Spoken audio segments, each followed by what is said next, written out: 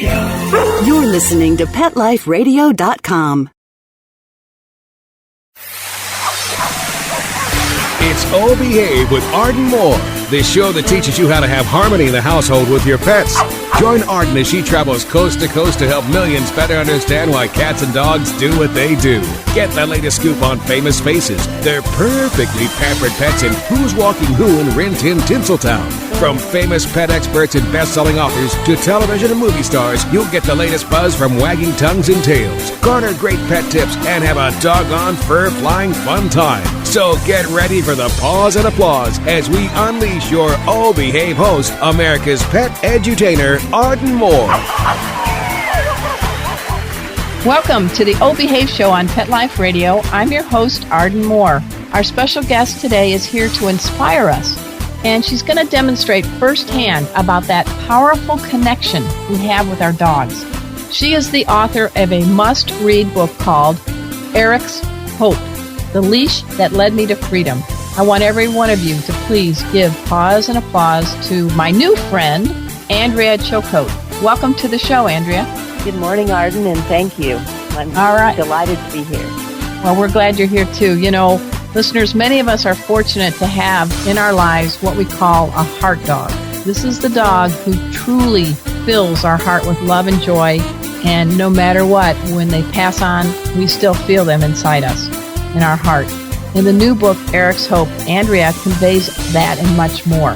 So everybody grab a box of tissues. I want you to call your dog over, and I want you to get ready to hear a wonderful leap of tail-wagging spiritual faith right after we take this commercial break. So everybody sit and stay. We'll be right back.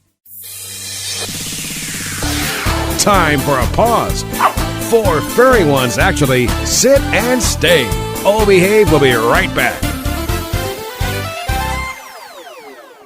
Molly, here's your dinner. Zeus, that's not your food. Don't let that happen to your precious cat. Elevate your cat's eating experience with the Cat Tree Tray. The Cat Tree Tray keeps your cat's food off the floor and conveniently located on the cat tree. It's the perfect way to eat. It's a beautiful wrought iron tray that easily attaches to your cat tree and keeps dogs and other critters out of your cat's dish. A must for multi-pet households. There's a 6-inch tray for large bowls and a 4-inch tray for smaller bowls. Purchase your Cat Tree Tray today. Go right now to cattreetray.com. That's cattreetray.com. CATTREETRAY.com.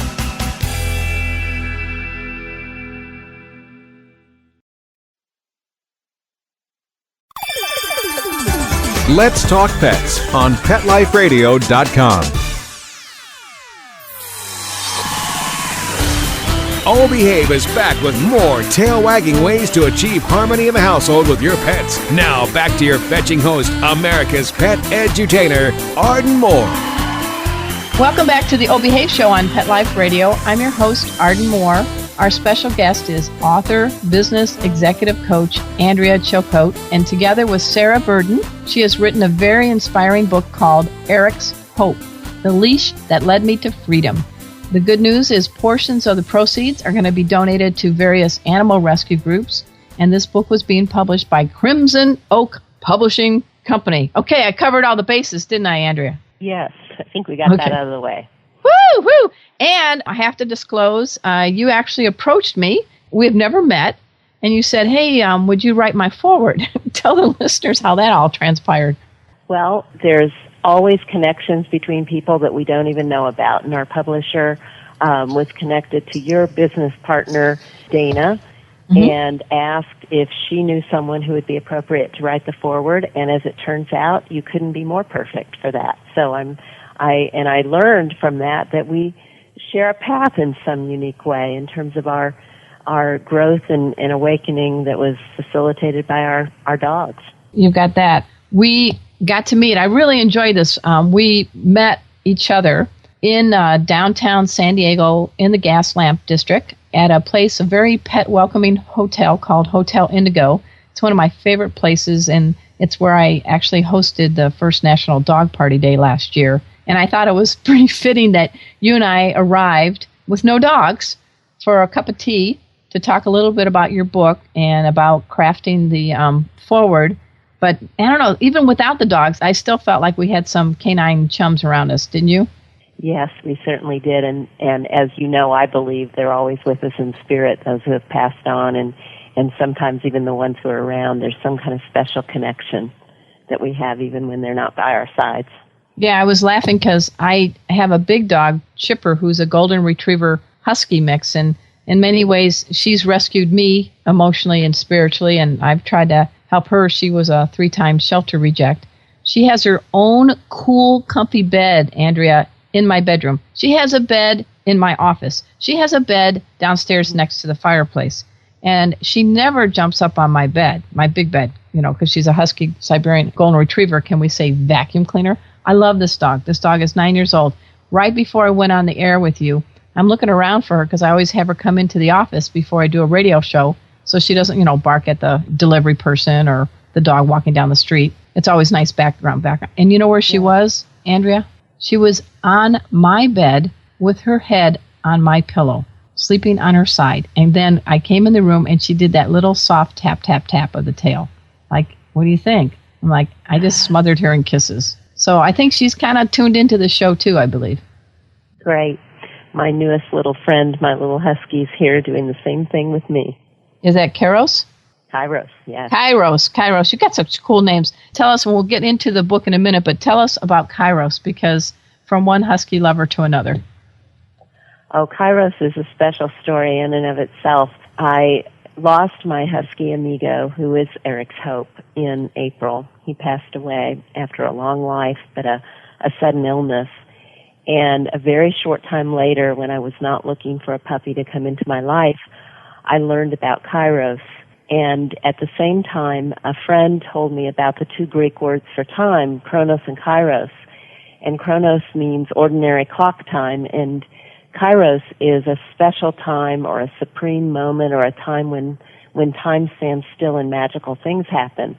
And the coincidence of Kairos led me to his name, and there are some special stories surrounding him that no doubt will be told in written word someday.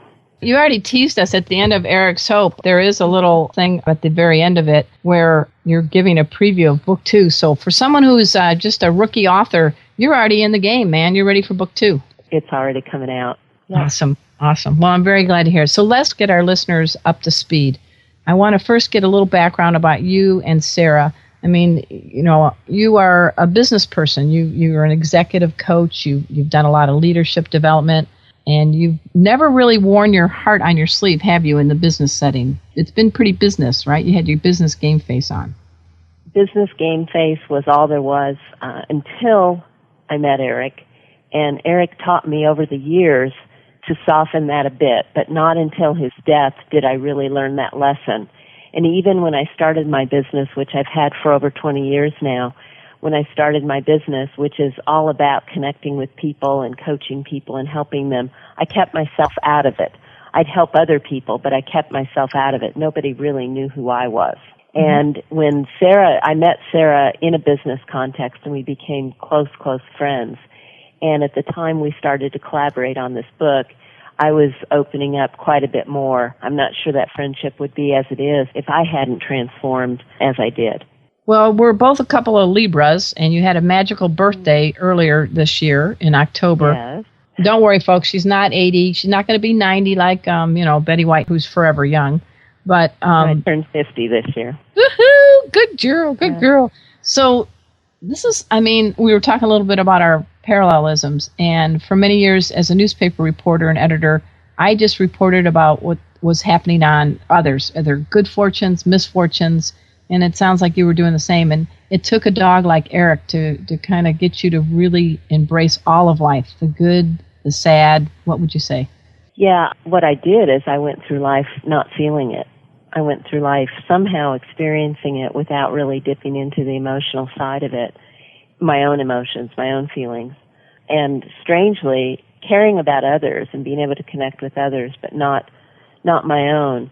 And I say that the biggest lesson among so many he gave me was at the time of his death, he taught me how to grieve. His death allowed me to feel the pain that we all experience when we lose anything in our lives, people, animals, or jobs, or just phases that we go through in our lives. There are a lot of ways to experience grief. But I had been through a lot of things that required grieving and that would have been opportunities for grieving in my life, and somehow managed to just skip that part of it. And we can do that. We can stuff it away. And it all came out when Eric passed away.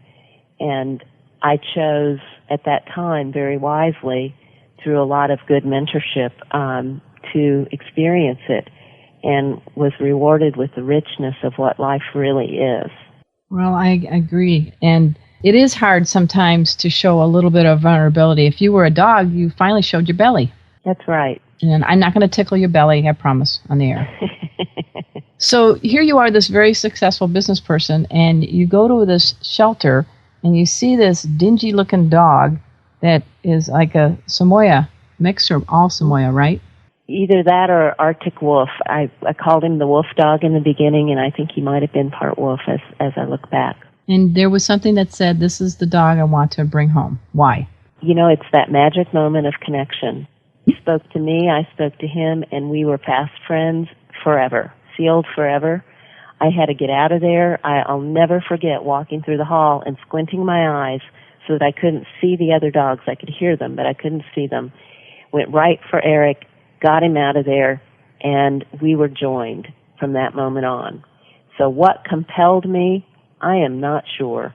I think that on some level, I was following my instinct, following the intuition that I didn't even know I had, and that was about to bloom in a big way.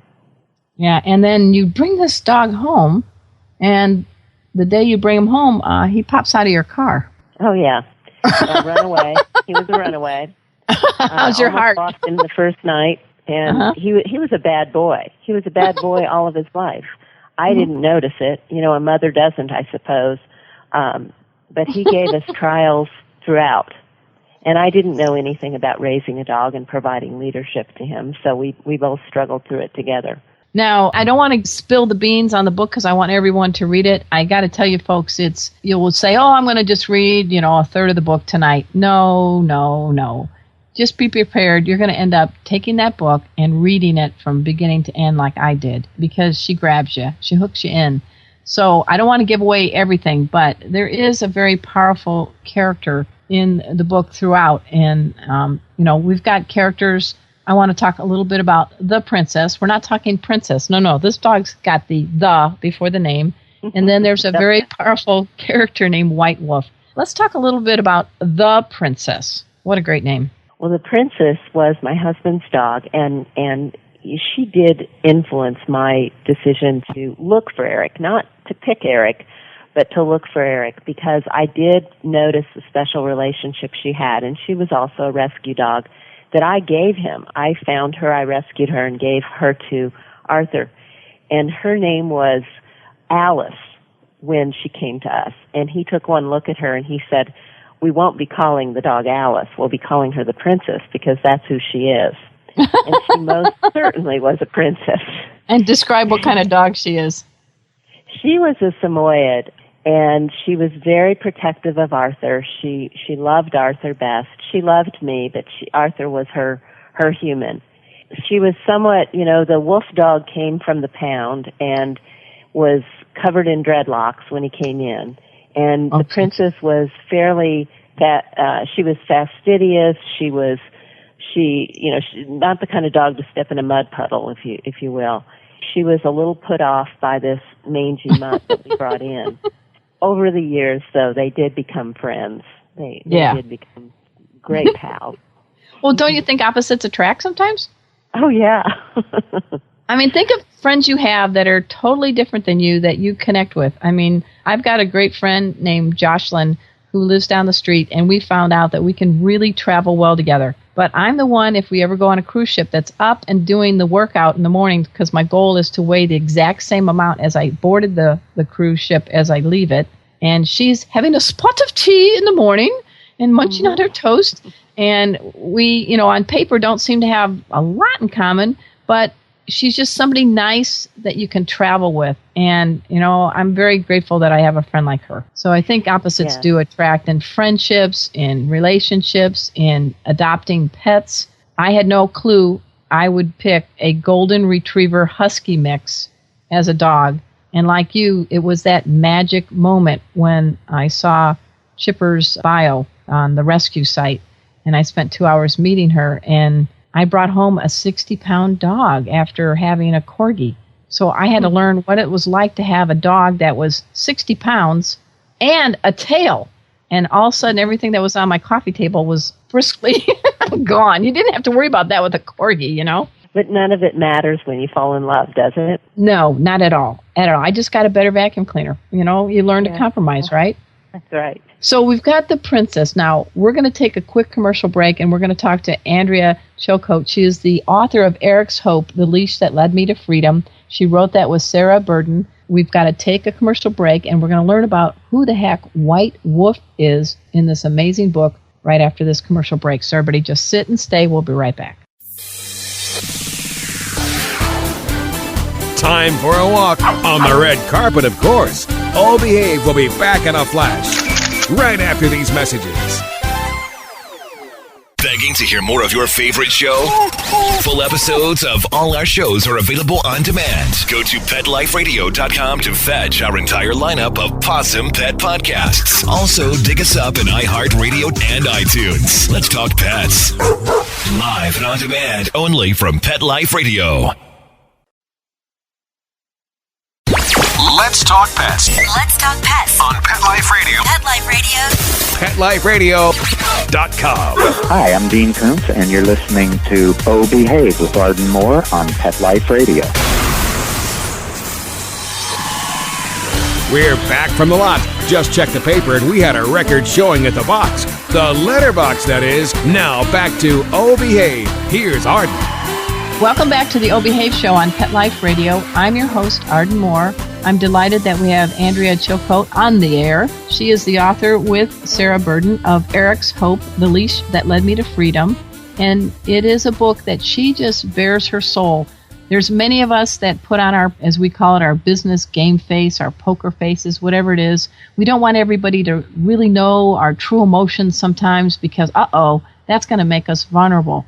Well, through this process, this love that she had with this dog named Eric and others, I think Andrea is going to let us know firsthand that it's okay, guys. It's okay to be what we really are, which is human. Right, Andrea? That's right. So you wanted to know about White Wolf. Yes. I'll tell you the story of White Wolf. Okay. After Eric passed away, and I was in this raw grief and couldn't connect with him, couldn't connect with his spirit, couldn't connect with his love, I got to a place where eventually I was able to reconnect. And certainly when Amigo came into my life, I felt there was a whole full circle that had come about. And you'll have to read the book for some more details. That's right. But White Wolf, I always imagined a large presence, a large white wolf presence, bigger than any of the dogs. When I would pray, when I would meditate, when I would think about the spirit of these wonderful animals, I would always imagine this huge wolf. And so as we were writing the book, I built White Wolf in as a character who became Eric's spirit guide or his guardian angel. White Wolf was an advisor throughout Eric's life to him in coaching me. As Eric taught me lessons, he got advice from White Wolf. The interesting thing that happened was that as I wrote about White Wolf, I would step back, I would write dialogue that White Wolf would say to Eric and then eventually to Andrea in the book. And I'd step back and I'd say, this White Wolf character, he's pretty smart. Where'd he come up with this stuff? Right. And the truth is that White Wolf is just a part of me, my higher self, if you will. And he is pretty smart, and all of us have that in us. All of us have that wisdom in us. So White Wolf is many things. He's a character in the book. He's a spirit guide of Eric's, but he's also a part of us that's part of all that is the true self. And it's one of the gifts that I've received from writing the book is the wisdom of White Wolf. Yeah, I think you aptly described things. And folks, it doesn't matter what your religious faith is, this is actually a book about spiritual faith. And you described it as a love that never dies and a spirit that never dies. Yes. And so I'm not trying to make you reach for the tissues, but you have told me that when you were telling people that you were writing this book, you got a surprising but wonderful response from a lot of people that were also business colleagues. You know, there's a lot of people out there that love pets, that are in the animal rescue field and all that. But didn't you get a pretty wonderful response when you would discuss these people in three-piece suits? Yeah, that's the interesting thing about this. There's so many, it's so many things on so many levels. So certainly it appeals to people who have had that special heart dog or heart pet. Doesn't have to be a dog. Right. And have lost it and have gone through that whole process. So certainly there's that. But there's more to the book, and some of that is based on my background as a coach and consultant, as a leadership development consultant. I study human behavior and what people are going through in their lives and help them become more resourceful, become more purposeful, understand what their lives are about. And I weave that into the book. And as a result, it's had much bigger, wider appeal than I would have ever guessed. And one story that I'll tell about that, it is in part a story about grief and redemption, right? Passing through the grief and getting to the other side. And as I was writing the book, a friend contacted me, and a colleague of ours had gone through a tragedy. And she said, you must send her this book. You must send her this book, you know, in manuscript form, draft form. You must send her your story. And I said, you know, that's not appropriate. This is a book about losing my dog. She's lost her husband. I can't do that. And she said, you must send it. So I sent it, and I said, Ellen made me do this. That's how reticent I was. And what I got back from her was that this book, this story, was pivotal in her reconciling and understanding the process she was going through, and even pivotal in her belief, like I have, that while there's great grief and sadness when someone passes, there is something on the other side. Spirit lives on. And the story was pivotal for her. So it transcends the relationship with our animals, even though it's all about our relationship with our animals. And I think that's what they do for us. They make it simple to understand life's principles. That's very, very well put. And I do want people to go to erikshope.com. It's ERIKSHOPE. And you got a spectacular website here. Looking at this, you know, you've got the blog. You talk about Eric and Amigo. You know, your business skills are put quite well to use into crafting this. And the photos of your various animals that have touched your lives are wonderful. I love these photos. Thank you. So how can someone win an autographed copy of Eric's Hope? Because everybody's wanting to get, this is a great book, a great way to put your best paw forward for the new year. We'll have to come up with a code word. And obviously, we can't say Eric. That'd be too easy. But which one of the characters would you want someone to have to say as a code word to Arden at fourleggedlife.com, and we can get them a copy of this book? How about the princess? And then we'll know, because I'll have put the B in front of the princess. All right. That sounds good. Okay. So the first person who emails me, Arden at fourleggedlife.com, with the special code word, the princess, not princess, the princess, Andrea is going to be kind enough to personalize a copy of her book, Eric's Hope, for you and any four-legger in your life. We are also going to be sharing the link to this radio show in the January issue of the Arden Moore Knows Pets e-newsletter. So, you know, everybody, you're going to be able to have a couple of chances. The first person who contacts me with the code words, the princess, is going to get this amazingly powerful book. And you're giving part of the proceeds to different animal rescue groups, I understand. That's right. I have spent a lot of time in my life helping and understanding the plight of so many homeless animals, so many animals that are rejected, overbred, inappropriately bred, And I am so happy that Crimson Oak has been kind enough to donate a percentage to Animal Rescue so that we can continue to give back as people benefit from reading the book. Oh, that's very nice. Yeah. Well, we're hoping you can make a difference anyway, folks. You can give of your time to shelters. If you're allergic to dogs or cats, but you really love them, if you have a business skill, there's a lot of things you can do for the local shelter and rescue groups in your area. So giving makes you feel better. And I am delighted. Now, I don't know a lot about Sarah Burden, so you got to spill the beans on her because she sort of crafted I don't know how you would describe this book. It's really not a fiction and not a nonfiction. It's sort of a blend, wouldn't you think? That's the hardest thing to describe. We say it's based on a true story. Everything happened, but yet we have these vignettes where the dogs are talking to one another. So we couldn't go out there and say this was true because we really don't know. Even though we think that's what they were saying, we can't say for sure. Sarah is a dear, dear friend, and as I procrastinated on finalizing this book over the years, I started it when Eric passed away in 1998. I said, I need your help. And what Sarah brought to the party, among a lot of things, is that she crafted some of the fun stories between the dogs and really gave it a sense of adventure. That's one of the things that people say, the can't put it down comment that you made earlier. I find that a lot of people say that because it's an adventure story. At the same time, it's a lesson, a primer in life's lessons as translated by some canines. So it's fun. It's fun to read. It's funny as well as, you said get the Kleenex out. It's has its sad moments, although they're redemptive in the end. It's a fun book to read. I agree. And you've learned to be quite the canine conscious home decor expert. I think you now live in Arizona with stone floors, no more carpet? Oh, that's right. Yes. We have a few carpets. My husband loves the Zapotec rugs, the Zapotec Indians in Mexico, and we find that we put them down anytime anyone's getting ready to get sick because they need something to throw up on. Yeah, of course, absolutely. Yeah.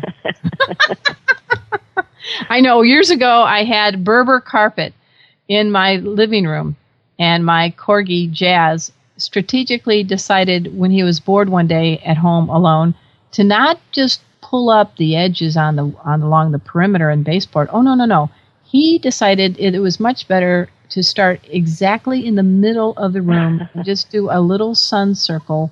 And when I came home, it was all unraveled, and he was sitting so proudly by his accomplishment. I now have tile floor.